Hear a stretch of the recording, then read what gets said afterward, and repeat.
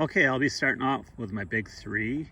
This is my tent I'll be taking along with me on my hike doing the Appalachian Trail next February. This is called the Big Agnes Tiger Wall UL2, meaning it's an ultralight two-person tent. Even though it says two-person, this is what most people get when they're hiking by themselves, just for that extra added room. It's really hard to fit two people in here, but I guess it can be done. So this comes in at 2 pounds 8 ounces. So let's unpack it. So this is the tent itself, and then this is the rain fly that goes on the outside, of course. These are the tent stakes that came with it. Also comes with another pole here. I'll grab it. This is in case part of the tent pole breaks, you can use it as a splint. So this is the tent pole it comes with. It's assembled together. It's all one piece. The tent is considered a double wall tent. There are lighter tents, but this is probably the second most popular tent, other one being a Z-Packs, but that's a single wall tent. It's lighter, it's twice as much money. This one, I believe I paid $350 on sale from REI. And then this is the bag that everything fits in. That's the bag that goes inside there. That's the tent pole in stakes, or the stakes go in that one. And then I brought along this one. I'll be putting the rain fly in there because trying to fit everything in here into your backpack is going to be quite a challenge. So I just break it up. Plus, this is the one that the rain fly will be, when it's raining, it'll get wet. So it's nice to separate it. Okay, let's set it up. This is what the tent looks like set up without the rain fly.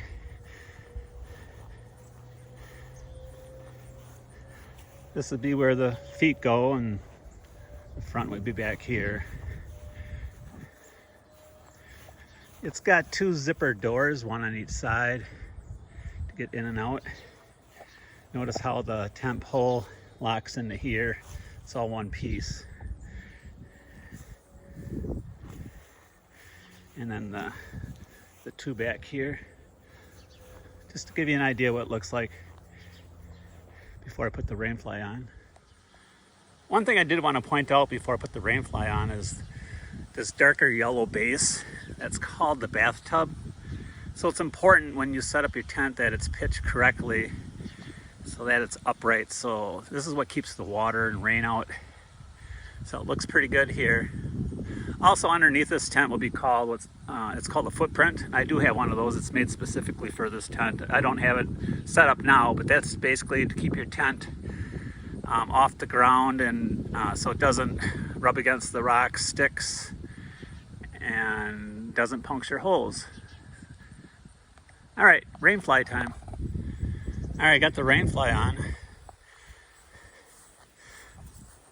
This is what it looks like all the way around.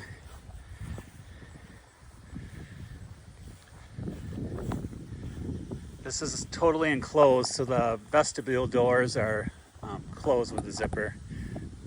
And I'll show you a little bit later how that works. Some of these stakes share the same, like this one, it shares the same guy line here on the stake. So the idea is not to have the rain fly touching the tent itself. That's to keep the water off and condensation. So it looks pretty good right now. Even in this little bit of wind here, it's a little challenging to set up. So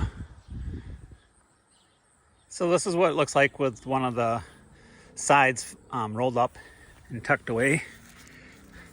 So you could do both of these, and then on the other side, if you wanted to open those up too, it provides some ventilation.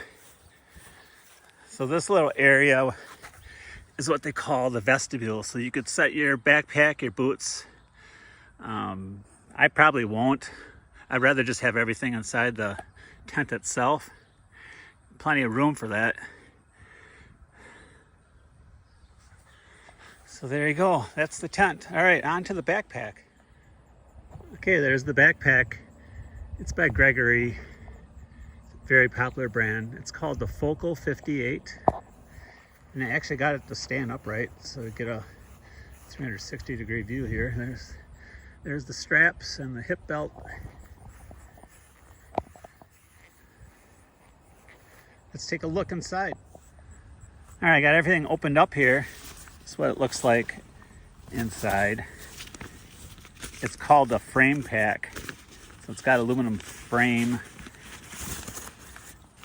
And this comes in at 2 pounds, 8 ounces, just like the tent. Yes, there's lighter backpacks that are frameless, but I got something, it's considered ultralight, but I got something in the middle. I wanted something sturdy. Like I said, it's called the Focal 58, meaning it has 58 liters capacity. I got the size large, and that adds 4 more liters, so it's like 62 liters. So this is the outside storage area, and that straps in. I guess down here, if you wanted to hook something up, something bulky, you could strap that down. It's got these side pockets here to put like a water bottle, or in my case, an umbrella and my tent stakes. And there's one on this side also. And then on one of these sides, there's these little clips here. These will hold your trekking poles if you want to store them. And then the hip belts, it's got 2 little side pockets there for storage. So you got easy access as you're hiking. And then this top part that goes over has 2 zippers for storage. One on the outside, we'll flip this over. I guess they call this the brain. And then there's one inside here. And then I did order these bottle holders in front that didn't come with it. I got these from Z-Packs. There's their, right there. So this one right here is an actual bottle holder. It'll hold a 1 liter bottle or so. This one could hold a smaller bottle, but it's storage. It's got a cinch up here. Close that up, and it's got a little outside pocket, so you could I guess put your cell phone in there, snacks or anything you want to keep on the outside. But the reason that I got these is that when you're walking and you want some water, you just have it right in front. You'd have to reach behind you or take off your backpack. So that's why I did that. All right, everything's closed up now, and so I'm going to show you. I forgot to mention in the other segment I was breathing rather heavily. I think it's because of all the bending and twisting and setting that tent up. That's why that was. So I'm fine now, but so a little shaky here. But I wanted to show you, I forgot to mention, when I pack up that tent that goes on the inside, 2 separate pockets or pouches, I guess. One for the tent itself, one for the rainfly, and then it gets stuffed in the bottom of this pack. But I do keep the tent poles on the outside just because they're bulky and they fit really nicely in the side pouch here, along with the old umbrella. Yes, I'm bringing an umbrella, and that's about 10 ounces. It's heavy duty. It's good for sun. It's good for rain. And I'm going to do whatever I can not to get wet. Everybody says you're going to get wet no matter what. Well, I'm going to do what I can to not get wet. There's actually room for probably another water bottle or something for storage.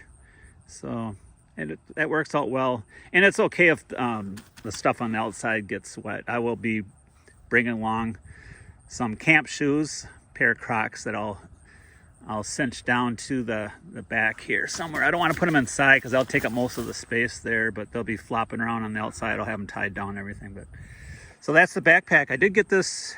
It was not on sale.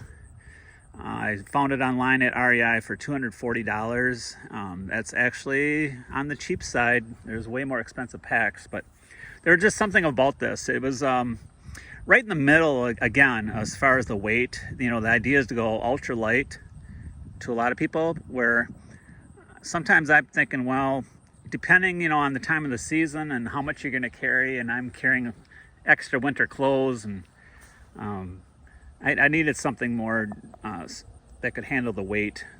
This can max out at 35 pounds with food and water, but I won't be carrying that much. I plan to carry around 27 with a full supply of food and water for about 4 or 5 days.